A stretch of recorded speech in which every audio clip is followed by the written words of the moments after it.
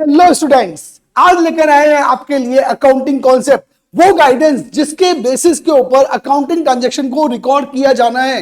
जी हां, आप सही समझ रहे हो। अकाउंटिंग कॉन्सेप्ट पढ़ने में बहुत इजी होते हैं, लेकिन जब लिखने का टाइम आता है तो सब लाइनें आपस में मिक्स हो जाती है। ऐसा ना हो, इसके लिए आज हम बात करेंगे कुछ प्रैक्टिकल एग्जाम्पल के साथ में, आपको सिखाएंगे अकाउंटिंग कॉन्सेप्ट सो दैट ये आपको लंबे टाइम तक याद भी रहे। ठीक है, तो यहां पर institute of chartered accountant ICAI ने भी 3 बेसिक अकाउंटिंग एग्जम्पशन दिए, जिसमें फर्स्ट है गोइंग कंसर्न। आज का हमारा टॉपिक है गोइंग कंसर्न कॉन्सेप्ट।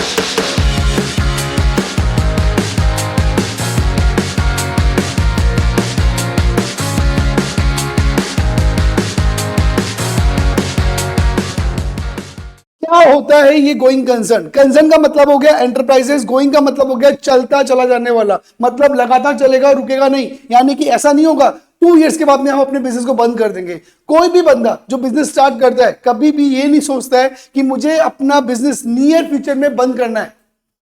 जो भी बिजनेसमैन होते हैं उनका दिमाग यही होता है कि हम लोग अपने बिजनेस को बहुत आगे बढ़ाएंगे और ये नियर फ्यूचर में कभी भी बंद नहीं होगा, चलता रहेगा।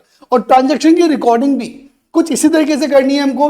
Transaction are recorded as continuing enterprises, जैसे कि हमारा बिजनेस कंटिन्यू कर रहेगा आगे तक। इसका क्या मतलब है? मान लो आपने एक मशीनरी परचेस करी है, तो मशीनरी तो 10 साल में 5 साल में खत्म हो जाएगी। तो क्या हम लोग मशीनरी की पूरी वैल्यू को एक ही साल में एक्सपेंस मान लें? नहीं, हम ऐसा नहीं करते हैं। हम ये देखते हैं कि मशीनरी का जो बेनिफिट है वो कितने टाइम तक हमें मिलने वाला है। मान लो उस मशीनरी का बेनिफिट हमें 10 ईयर्स तक मिलने वाला है, तो हम लोग मशीनरी के एक्सपेंसेस को 10 ईयर में राइट ऑफ करेंगे। लेकिन अगर कोई कंसर्न नहीं हुआ, इसका मतलब है कि बिजनेस आप कभी भी बंद कर सकते हो, तो आपको मशीनरी को रिकॉर्ड करना पड़ेगा उसकी मार्केट वैल्यू पर। फॉर एग्जाम्पल, मान लो 1 लाख की मशीन है, 10 ईयर्स चलने वाली है, तो 1 साल के बाद में आप 10,000 रुपए एज ए डेप्रिसिएशन मान के एक्सपेंस बुक कर लोगे। लेकिन मार्केट वैल्यू मान लो नई टेक्नोलॉजी के आने की वजह से उस मशीन की आज की मार्केट वैल्यू है 50,000 रुपीज। तो गोइंग कंसर्न नहीं है, तो आपको अपनी एसेट को बुक करना पड़ेगा मार्केट वैल्यू के ऊपर, यानी कि आपको डेप्रिसिएशन लगाना पड़ेगा 50,000। क्योंकि आपकी मशीन को अगर आज आप बेचने जाओगे, बेचने क्यों जाएंगे? क्योंकि गोइंग कंसर्न नहीं है, तो कभी भी बेचना ही पड़ेगा उसको आपको। गोइंग कंसर्न होने की वजह से वी एज्यूम दैट मशीन का लाइफ 10 ईयर्स है, लेकिन हमारी लाइफ, हमारे बिजनेस की लाइफ उस 10 ईयर से भी आगे है। तो हम लोग आराम से धीरे धीरे 10 ईयर्स में उस मशीन को इजीली राइट ऑफ कर सकते हैं। तो यहाँ पर मार्केट वैल्यू जो है असेट की वो इररिलेवेंट है। क्यों? क्योंकि हमें उस असेट को इस साल तो बेचना नहीं है, इस साल भी नहीं बेचना और ना ही नियर फ्यूचर में सोल्ड आउट करना है।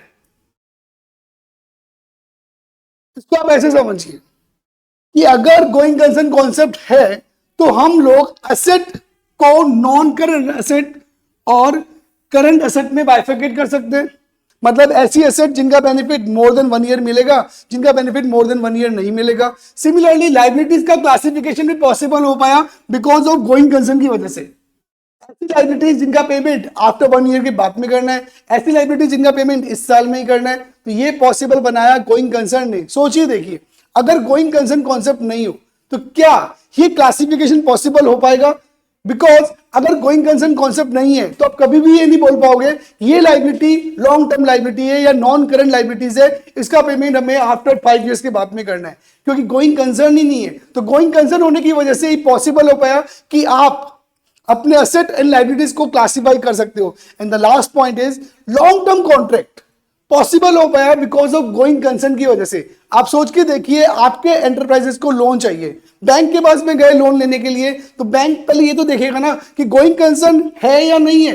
अगर आपका बिजनेस नॉट चलने वाला ही नहीं है, 1 साल के बाद चलने वाला ही नहीं है, कभी भी आप बिजनेस बंद करके भाग जाने वाले हो, तो क्या कोई भी पार्टीज, कोई भी आउटसाइडर पार्टीज आपके साथ में लॉन्ग टर्म कॉन्ट्रैक्ट करेगी? क्या आपको वो लोन देगी? नहीं देगी। क्या आपके साथ में कोई lease hold property? Lease hold का मतलब है, मान लो आपने किसी बिजनेस को स्टार्ट किया, कोई जगह आप रेंट पे लेते हो, तो रेंट वाला बोल देता है नेक्स्ट ईयर खाली कर दो भाई। लेकिन लीज पे लेने का मतलब है 15 ईयर्स की लीज या 20 ईयर्स की लीज, यानी 20 ईयर्स तक वो आपसे वो प्रॉपर्टी खाली नहीं करवाएगा। रेंट आपको देना पड़ेगा, जो भी चार्जेस होंगे वो आपको देने पड़ेंगे, लेकिन वो 20 ईयर्स तक आपसे खाली नहीं करवा सकता है। तो क्या गोइंग कंसर्न नहीं होगा तो क्या ऐसा कोई एग्रीमेंट आप कभी कर पाएंगे? Definitely not. इसका मतलब है अगर हम लोग गोइंग कंसर्न कॉन्सेप्ट को पढ़ें तो हम लोग पढ़ सकते हैं BT BM BC। बिजनेस का नियर फ्यूचर में बंद होने का कोई इंटेंशन नहीं है। टी, transaction are recorded on the basis of continuing enterprises. फिर से बी, because of this assumption all the value of the asset is not recorded as expenses in the year of purchase, even which has a depreciation. And market value of asset are irrelevant because we are not showing asset on the market value, क्योंकि हम उस asset को बेचने वाले नहीं है। इस फिर से भी, because of this assumption outside parties enter into long term contract with the enterprises. long term contract के लिए बैंक लोन वगैरह ये सब कब हो पाएगा? जब हम लोग गोइंग कंसर्न होंगे। In the last C, classification of asset in current asset, non-current asset, current liabilities, non-current liabilities is only possible if your concern is going concern. Thank you.